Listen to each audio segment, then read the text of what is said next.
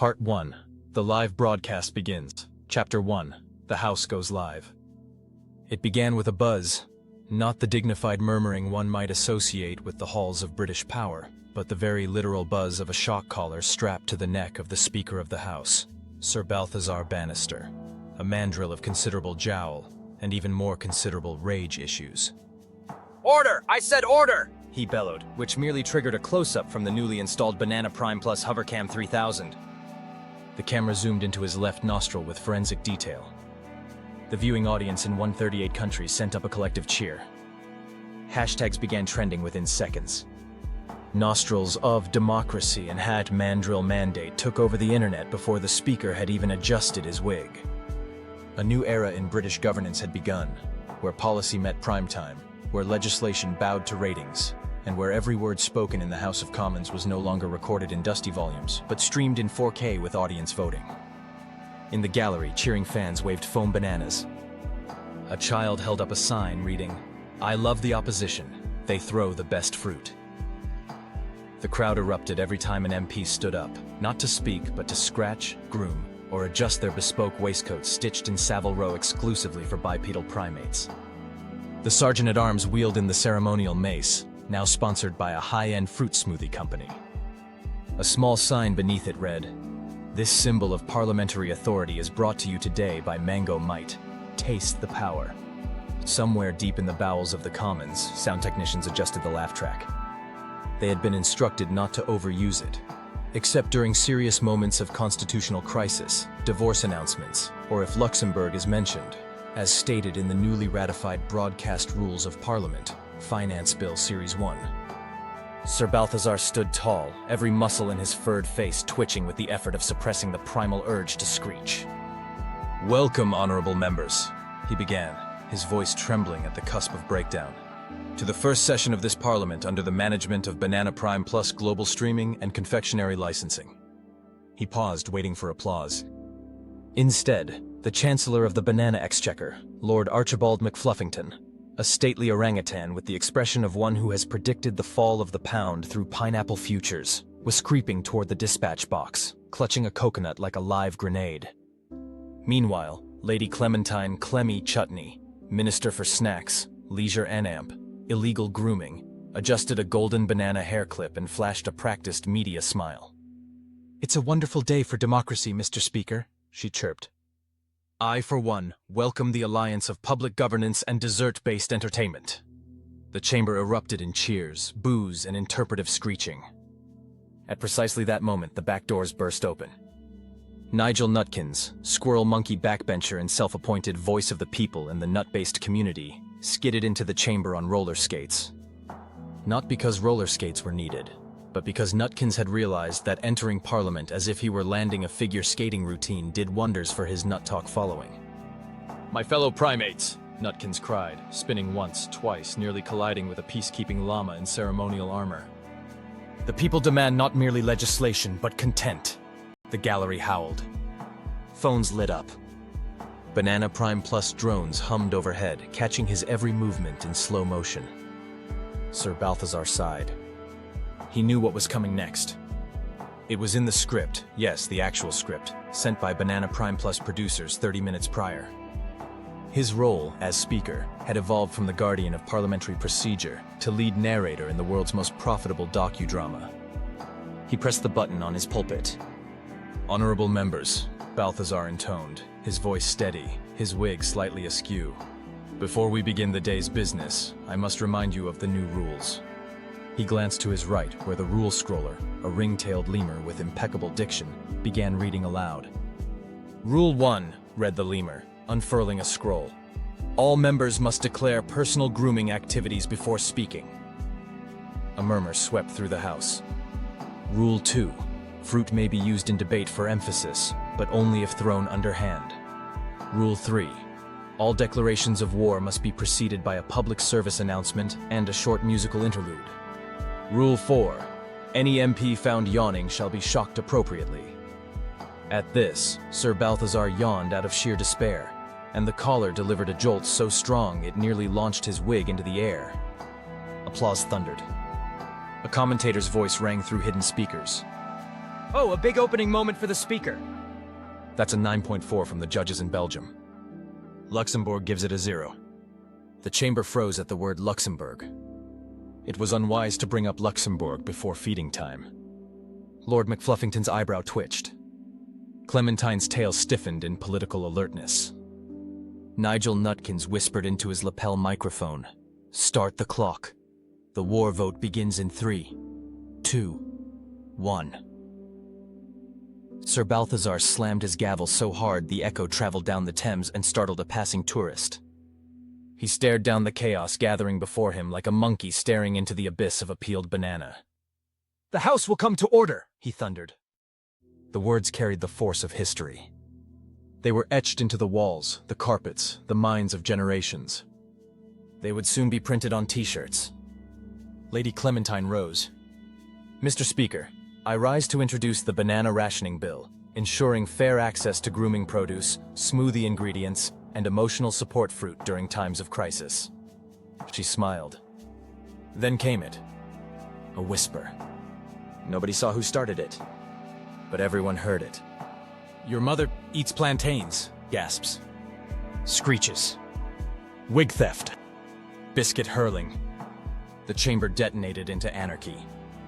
And somewhere in the chaos, Banana Prime Plus executives high-fived. Ratings had just hit an all-time high. The world's greatest democracy had officially gone feral. And this was only the opening session. Chapter 2. The Banana Cam Scandal. When Banana Prime Plus acquired broadcasting rights to Parliament, the producers insisted on just one creative non-negotiable. Close-ups must be emotional, intimate, sensational. If a politician so much as peels a banana, the nation must feel it in their soul. Unfortunately for the dignity of the British legislature, Lady Clementine Chutney had a particular way of peeling a banana. It was not improper by any written code of conduct. It was, however, deeply interpretive, suspiciously rhythmic, and performed with the unblinking confidence of a primate who understood television ratings down to the last decimal point. The scandal began innocently, if one could call anything in this parliament innocent. Clementine rose to address the House during an emergency debate on whether Tuesdays should be allowed to continue existing. She paused mid-sentence, withdrew a golden banana from her blazer, peeled it in slow motion, and tipped her head ever so slightly toward the nearest camera.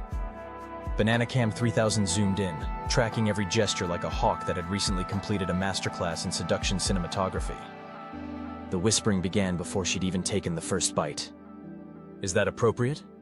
Is she signaling someone? Is she trying to influence the pound? What's her stance on Tuesdays? Nigel Nutkins leapt onto his bench and pointed dramatically. "Point of order, Mr. Speaker. The Banana Cam is indulging in visual coercion." Clementine continued to eat slowly, sensually, as though she were performing Hamlet entirely with facial expressions and potassium-based symbolism. Sir Balthazar Bannister, still nursing injuries from his earlier shock collar malfunction, adjusted his wig and squinted at the camera drone hovering inches from Clementine's cheek. "Banana Cam," the speaker said, with the weary gravitas of a mandrill who had once believed in democracy. "You are to desist from intrusive peering." Banana Prime Plus producers, seated in the new control gallery above the chamber, responded by instructing the cameras to zoom even closer. A gasp spread through Parliament as Clementine took a measured bite, paused mid-chew, and locked eyes with the viewing audience. The chamber fell silent. Not in respect, but in anticipation. Sir Balthazar slammed the gavel. "This is a place of legislative seriousness." Click. The Banana Cam cut to a dramatic close-up of his jowls jiggling with outrage. The control room rated the shot emotionally vulnerable and pushed it to the public feed with slow violin music. Within 20 minutes, Parliament's official feed had been clipped, remixed, set to jazz, and uploaded to Nut Talk. The nation divided instantly into factions. On one side were the reformists, who believed parliamentary broadcasts should focus on policy and governance, not suggestive banana consumption. They wrote stern letters to Ofcom and started a petition titled "Stop the Peel." On the other side were the entertainment loyalists, who believed Clementine was performing a sacred democratic duty, engaging younger voters through fruit-forward sensuality. They founded fan pages, wrote fan fiction, and began planning a live tour. By lunchtime, Clementine's banana eating segment had higher viewership than the World Cup finals, the royal wedding, and the time the Prime Minister accidentally glued himself to the dispatch box. Sir Balthazar attempted to restore order. "Madam Chutney," he said sternly, "would you please consume your fruit in a manner befitting your office?" Lady Clementine dabbed her lips with a handkerchief embroidered with the words, "Deus ex banana," and replied, "Mr. Speaker, this banana represents nourishment for the soul and for the national economy." Before the Speaker could respond, Lord Archibald McFluffington rose, trembling with restrained indignation. His monocle nearly fell from his face. "Mr. Speaker, the mango markets are in turmoil. Pineapple futures have halted trading. Luxembourg has placed our entire citrus sector under review." The chamber erupted into chaos. Fanny the Fang Figgins of the opposition stood with righteous fury. "This is not governance. This is a tropical burlesque. The leader of the House must be censured for fruity impropriety." The sergeant-at-arms activated the cry of decorum, an ancient ceremonial horn that, under normal parliamentary rules, was blown only when someone insulted a monarch or set fire to a portrait of Gladstone. But this chamber had new rules now, and performative fruit displays were officially classified as high-threat activities. The horn blasted. The banana cam panned dramatically across shocked faces. Subtitles appeared on the public feed. The moment everything changed. Outside Parliament, crowds gathered to watch the live stream. Pop-up food stalls sold commemorative bananas in limited edition flavors: Clementine Citrus, Bannister Rage, and Luxembourg Llama Vanilla. Reporters chanted as though awaiting a gladiatorial clash. "Will banana cam be restrained?" asked one breathlessly. "Should grooming be considered a political act?" pondered another. "Has Clementine become the world's first fruit-based influencer stateswoman?" proclaimed a third, before fainting from potassium excitement. Back in the chamber, Clementine finished her banana, dropped the peel in an environmentally sustainable manner, and announced, "Mr. Speaker, in light of the national response, I move to establish the Banana Broadcasting Standards Committee." Nigel Nutkins screamed, "Seconded!" before launching into a choreographed dance for his Nut Talk subscribers. Sir Balthazar closed his eyes, whispered a prayer to whatever god still cared for Westminster, and struck the gavel. "The motion passes," he declared, his voice hollow. "The banana cam shall continue, under guidance of the committee." The chamber erupted into jubilant madness. Ratings shot into the stratosphere. Complaints flooded in, each one rebroadcast to gain more subscribers.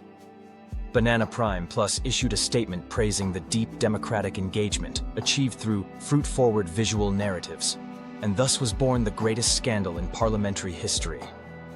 A scandal that would go on to define not just a government, but an entire era of televised civilization. Chapter 3. Grooming on the green benches. It began during what was supposed to be a sensible fiscal debate on appropriate biscuit allocation for winter months.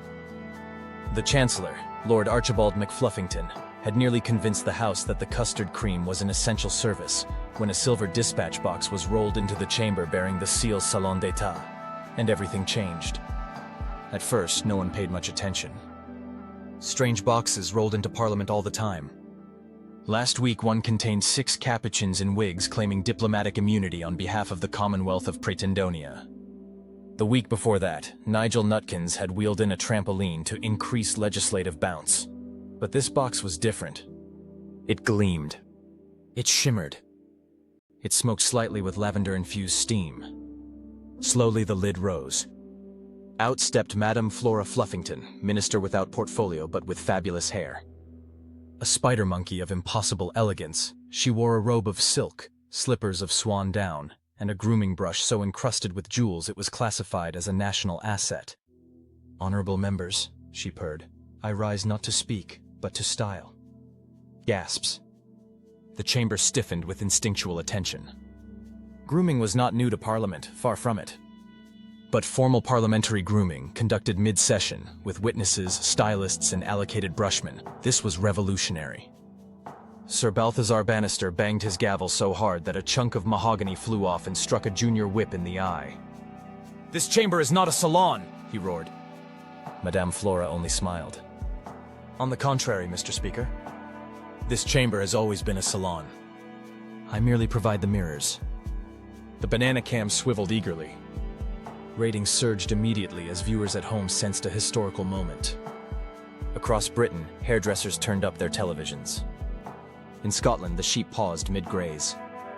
Lady Clementine Chutney, ever the political opportunist, leapt across the benches with surprising grace and placed herself into the first salon chair as if claiming a throne.